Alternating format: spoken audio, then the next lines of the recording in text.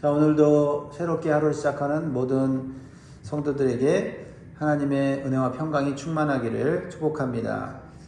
오늘 우리에게 주시는 말씀 마태복음 15장 21절에 28절의 말씀으로 우리에게 주시는 교훈과 기도 제목을 나눕니다.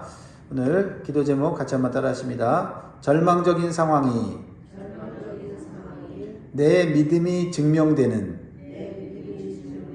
기회가 되게 하시고 끝까지 주님을 신뢰하는 믿음을 주소서. 아멘. 사랑하는 성도 여러분, 우리가 살다 보면 모든 것이 정지되어 있는 것 같은 답답한 상황에 들어갈 때가 있습니다. 신앙생활을 하다가 보면 모든 것이 정지된 것 같은 그런 순간들이 있습니다. 기도는 계속하고 있는데 상황은 여전히 그대로이고 말씀을 읽어도 위로보다는 부담이 되고 거리감이 느껴집니다.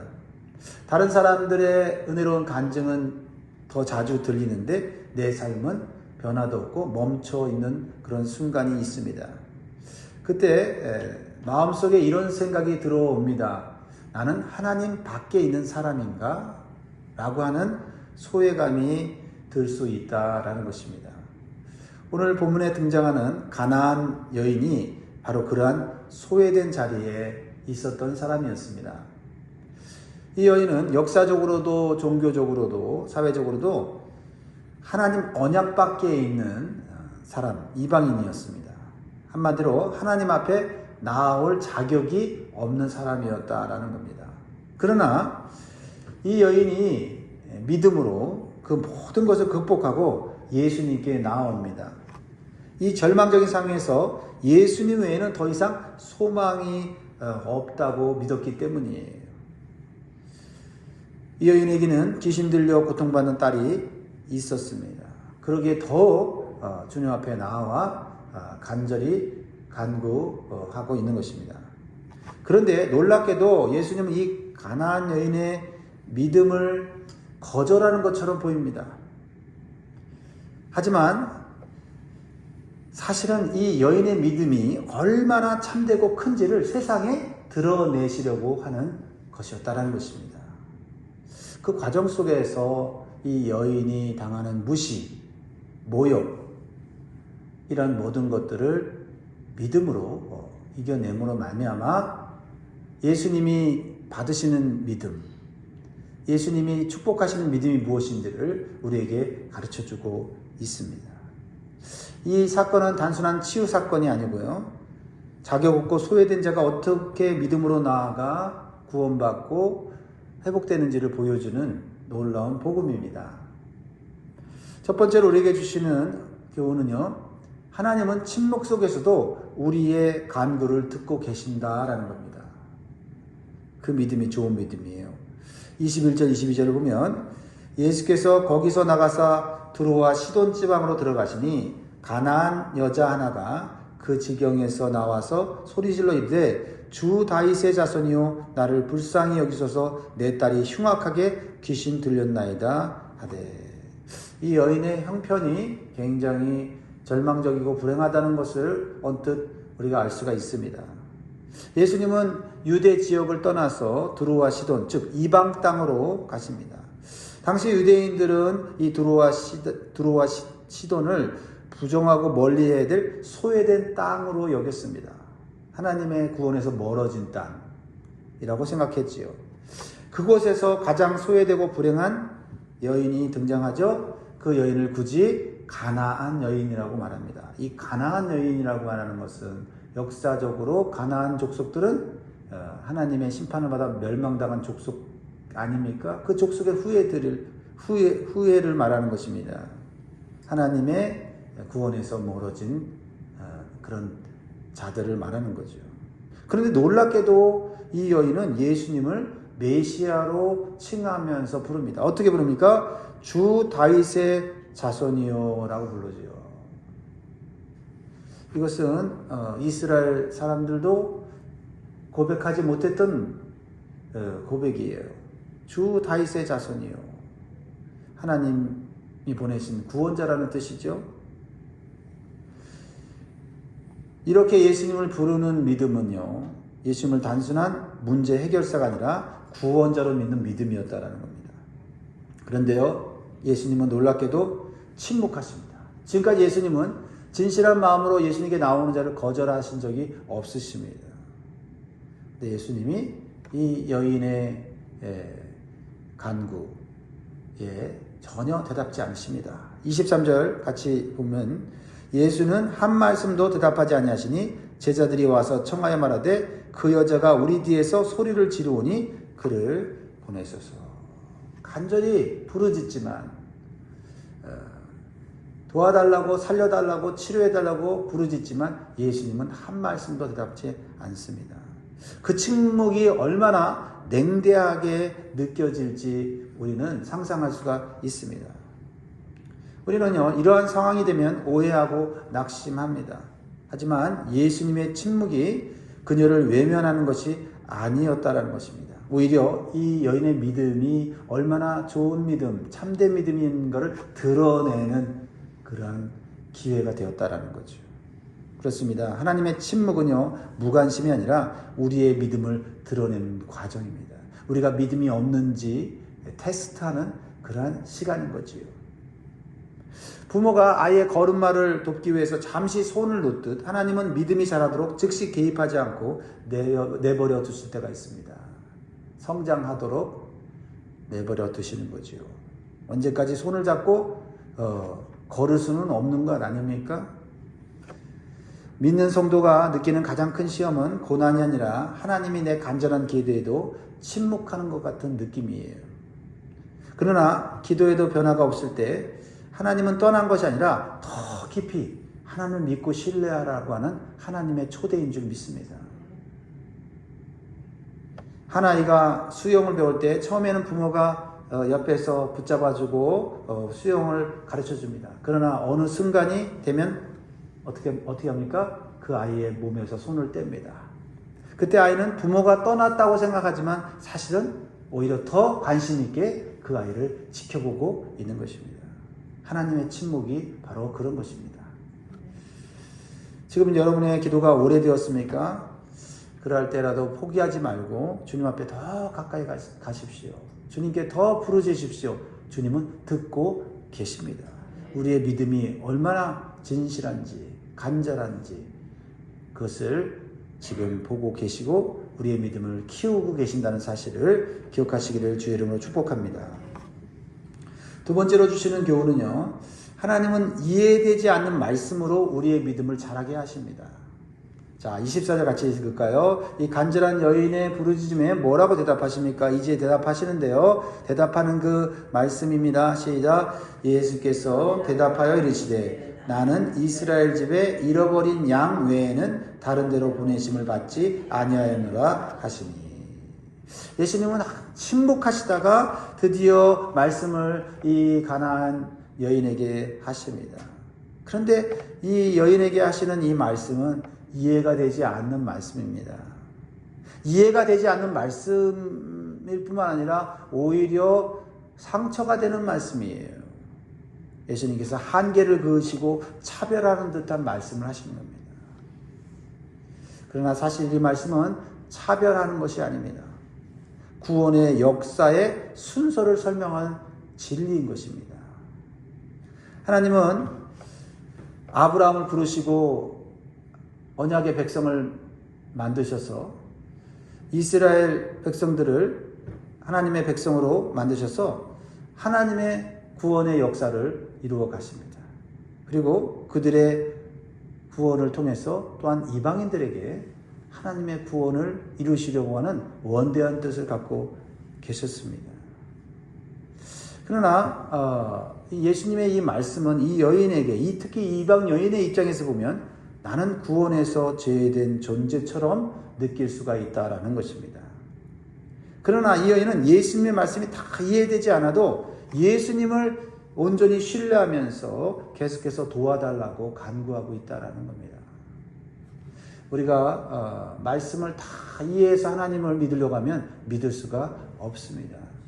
하나님 말씀은 진리고 하나님은 우리를 구원하시려고 하는 사랑이 하나님이신 것을 믿고 나아가야 되는 것입니다. 지금 이 여인은 그러한 예수님의 말씀이 온전히 다 이해되지 않은 상황에서 예수님을 어떻게 부르고 있습니까? 25절 보세요. 여자가 와서 예수께 절하며 이르되 주여 저를 도우소서. 주여라고 부르는 이것이 이 여인의 믿음을 지금 보여주고 있어요. 주여라고 하는 것은 내 인생의 주인은 오직 주님뿐입니다. 내 문제를 해결할 분도 주님뿐입니다. 주님이 나를 한계 짓고 거절하는 것 같아도 그래도 나는 주님 아니면 소망이 없습니다. 아니, 나는 그래서 주님이 필요합니다. 주님이 도와주지 않고는 살 수 없는 존재라는 것을 믿음으로 온전히 고백하고 있는 것입니다. 우리의 신앙생활에도 이러한 낙심이 되는 상황에 들어갈 때가 있습니다. 말씀이 다 이해가 되지 않아서 오해가 될 때가 있습니다. 말씀이 위로보다는 상처가 되는 경우도 있습니다. 그리고 간절한 기도는 응답되지 않고 상황은 더욱 악화되는 경우에는 더욱 믿음이 흔들립니다. 그래서 어떤 분들은 말씀을 듣는 것도 기도하는 것도 포기하는 것을 보게 됩니다. 그러나 이 가나안 여인이 참된 믿음이 있다는 것을 예수님이 드러내려고 하는 그 이유가 여기에 있습니다. 이 여인은 여기서 물러나지 않습니다. 오히려 주님께 더 가까이 옵니다. 자신에게 상처가 되는 말씀이 다 이해가 되지 않지만 분명한 것은 주님만이 나를 도울 수 있다는 믿음으로 버티는 것입니다. 믿음은 이해보다는 신뢰입니다. 하나님을 다 이해하고 믿으려고 하는 사람은 쉽게 무너집니다. 그러나 하나님을 신뢰하고 믿는 사람은 하나님을 조금씩 알게 되고 이해하게 되고 결국 하나님의 뜻과 계획 속에서 은혜와 인도함을 받게 되는 줄 믿으시기 바랍니다. 하나님은 다 이해하고 믿는 게 아니라 믿고 나아가면 하나님을 이해하게 되는 줄 믿습니다. 환자가 수술대 위에서 의사가 수술 과정에 대해서 설명해도 다 이해하지 못합니다. 다 이해하고 이 수술 받으려고 하면 수술 받지 못합니다. 그러나 그 의사의 실력을 믿고 신뢰하면서 자신의 몸을 맡기게 되면 그 의사의 능력을 따라서 치유를 받게 되는 것입니다. 참된 믿음도 그렇습니다. 하나님 말씀을 다 이해해서 믿는 것이 아니라 하나님의 능력과 사랑을 믿기 때문에 모든 것을 맡기는 것입니다. 따지고 분석하는 믿음이 똑똑한 것 같지만 결코 그 믿음은 하나님을 다 이해할 수가 없고 하나님의 능력도 체험할 수가 없습니다. 사랑하는 성도 여러분, 지금 나에게 들리는 말씀이 위로보다는 부담으로, 책망으로, 상처로 들리십니까? 오히려 그 말씀이 나를 살리는 하나님의 방법과 능력이라고 믿으시기 바라요. 칼을 대고 찢으려고 하는 그 칼이 무섭지 않습니까? 그런데 그 칼이 나를 찌르지 않고 나를 쪼개지 않으면 결코 내 안에 있는 암덩어리를 꺼낼 수는 없는 것이죠. 무엇보다도 나에게 말씀이 주어졌다고 하는 것은 하나님이 나를 사랑하신다는 증거가 아닙니까? 그러므로 감사하시기 바랍니다. 이러한 믿음과 감사가 나를 치료하고 회복시키는 하나님의 은혜와 축복 가운데 들어가게 하실 줄 믿습니다. 세 번째로 주시는 교훈은요, 하나님은 자격 없는 자의 겸손을 믿음으로 보십니다. 자격이 있어야 그래도 하나님 앞에 복을 받는 거 아닌가라는 것이 우리의 상식입니다. 그러나 하나님의 은혜는 역설적입니다. 자격이 없는 자에게 주시는 은혜입니다. 즉 자격이 없다는 것을 아는 사람, 그 사람에게 은혜를 주십니다. 그런데 오늘 본문에 보면 예수님은 이 여인의 두 번째 간구도 냉정하게 거절을 하십니다. 그리고 아주 무시하고 모욕적인 말을 하십니다. 26절입니다. 대답하여 이르시되 자녀의 떡을 취하여 개들에게 던짐이 마땅하지 아니하니라. 이 말씀은 이 여인에게 매우 충격적으로 들렸을 법합니다. 이 여인을 개라고 하는 것처럼 무시하고 모욕하는 말처럼 들리지 않습니까? 한마디로 이 여인은요, 구원을 받을 자격이 없다, 치료를 받을 자격이 없다라는 것입니다. 사실 예수님이 하신 말씀은, 예수님이 진심으로 하시는 말씀은 아니었습니다. 당시 사회가 말하는 이방인들에 대한 편견과 차별이었어요. 유대인들은 자신들만 하나님의 자녀이고 이방인은 구원에서 멀어진 개와 같은 존재다라고 생각했습니다. 그러나 더욱 놀라운 것은 이 여인의 반응이었습니다. 이 말씀에 상처받지 않습니다. 따지지 않습니다. 포기하지 않습니다.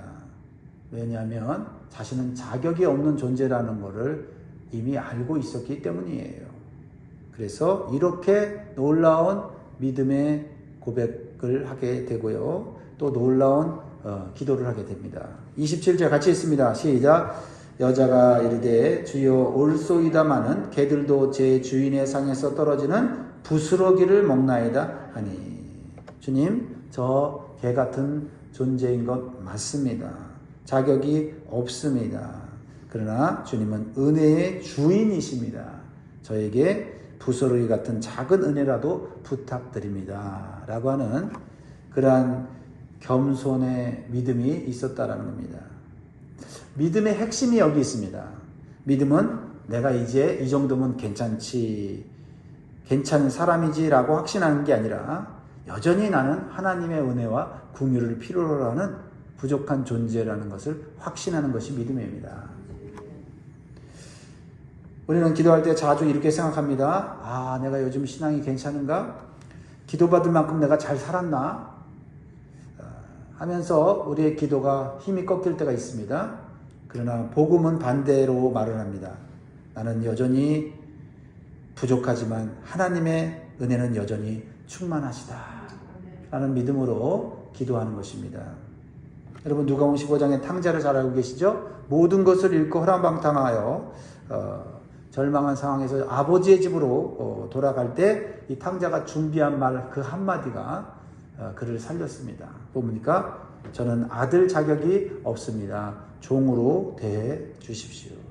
그 고백이 아버지의 품을 활짝 열었습니다. 그리고 아버지의 풍성한 은혜를 받았습니다. 아들의 자격을 다시 받았습니다. 그리고 아버지와 함께 영원한 삶을 살게 되었다라는 것이죠. 성경이 말하는 겸손은 단순히 자신을 낮추는 감정이 아닙니다. 하나님의 은혜와 성품을 신뢰하는 믿음이에요. 그래서 자신이 무시를 당하고 수모를 당해도 하나님에 대한 믿음을 잃지 않는 것, 이것이 우리가 다시 은혜를 회복하는 길인 줄 믿으시기 바랍니다. 그러므로 여러분들은 결코 사람들의 말이나 무시나 조롱이나 환경에 의해서 여러분의 믿음을 맡기지 마시기 바랍니다. 오직 환경과 상황을 뛰어넘는 하나님의 은혜, 풍성한 은혜, 한계가 없는 그 사랑을 붙잡고 다시 일어나시기를 바랍니다. 마지막으로 주시는 교훈은 하나님은 끝까지 매달리는 믿음에 은혜로 응답하십니다. 이 여인은 끝까지 포기하지 않습니다. 왜냐하면 예수님이 아니고서는 자신의 삶을 구원할 수 없고 자신의 딸의 질병을 고칠 수 없다고 믿었기 때문이에요. 이 가나안 여인은 처음에 침묵, 무시, 그리고 이제는 모욕의 말 속에서도 오직 믿음으로 주님만을 바라보고 주님의 은혜를 구하겠다는 결심이 더 커집니다. 그러자 예수님은 드디어 크게 감동하시면서 이 여인을 축복하십니다. 그리고 이 여인의 믿음을 온 세상에 드러내십니다. 28절 같이 읽습니다. 시작. 이에 예수께서 대답하여 이르시되 여자여 내 믿음이 크도다. 내 소원대로 되리라 하시니 그때로부터 그의 딸이 나으니라. 여러분 여기까지 올 수 있습니까? 여기까지 오다가 중간에 사람들의 무시와 사람들의 냉대와 사람들의 모욕에 넘어지고 핑계대고 그래서 내가 기도하지 않는다. 그래서 내가 믿음이 흔들렸다. 너 때문이다 하고 주저앉아 있지는 않습니까? 마태복음에서 큰 믿음은 종교인이 아니라 의지하는 하나님을 온전히 의지하는 사람에게 주어지는 칭호예요. 로마 109장에게 주어졌고 또 믿음의 신앙을 자랑했던 바리새인 서기관들 그 어떤 사람도 아니고 이방인인 바로 이 가나안 여인입니다. 그 믿음으로 그녀의 딸이 치유가 됩니다. 그러나 더 큰 사건은 이방 여인이 구원받고 하나님 나라의 언약 백성이 되는 믿음의 모델이 되었다라는 것입니다. 우리의 삶, 우리의 신앙은 다른 사람들에게 소망이 되어야 됩니다. 나 같은 사람도 하나님이 구원하시고, 나 같은 사람도 하나님의 자녀 삼아주시고, 나 같은 사람도 하나님이 은혜를 베풀어 주신다는 것을 보여주는 삶을 살아야 될 줄 믿습니다. 내가 못나면 못날수록, 부족하면 부족할수록 우리는 하나님의 은혜를 체험할 수 있는 기회가 더 많아지는 줄 믿으시기 바랍니다. 하나님은 민족도 혈통도 경계도 뛰어넘어서 믿음을 가진 자에게 임하는 줄 믿으시기 바랍니다. 그래서 신앙의 목표는, 여러분 2026년도 신앙의 목표는 단순한 문제 해결이 아니라 하나님을 어떤 상황 가운데서도 끝까지 믿고 신뢰한 믿음의 자세를 갖는 것인 줄 믿으시기 바랍니다. 문제가 해결되지 않으면 쉽게 떠나는 믿음이 아니라 당장 해결되지 않아도 끝까지 붙드는 믿음이 큰 믿음입니다. 나는 결과 때문에 하나님을 찾고 있습니까? 아니면 하나님 때문에 하나님을 찾고 있습니까? 결론을 내립니다. 가나안 여인의 이야기는 이렇게 말할 수 있습니다. 소외, 침묵, 시험, 기다림 속에서도 믿음으로 주님을 붙들면 은혜는 반드시 찾아온다라는 겁니다. 응답이 늦을 때 하나님은 떠난 것이 아니라 우리의 믿음을 더 깊게 만들고 성장시키고 있다는 사실을 믿으시기 바랍니다. 우리는 자격으로 하나님께 가는 사람이 아니라 은혜를 붙들고 가는 사람인 줄 믿으시기 바랍니다. 그러므로 오늘도 포기하지 말고 이렇게 기도하십시오. 따라합니다. 주님, 저는 부족하지만 주님은 능력이 많으시고, 주님, 저는 자격이 없지만 주님의 은혜는 한이 없고 풍성합니다. 이 믿음으로 오늘도 승리하시는 저와 여러분 되기를 주의 이름으로 축원합니다. 기도하겠습니다.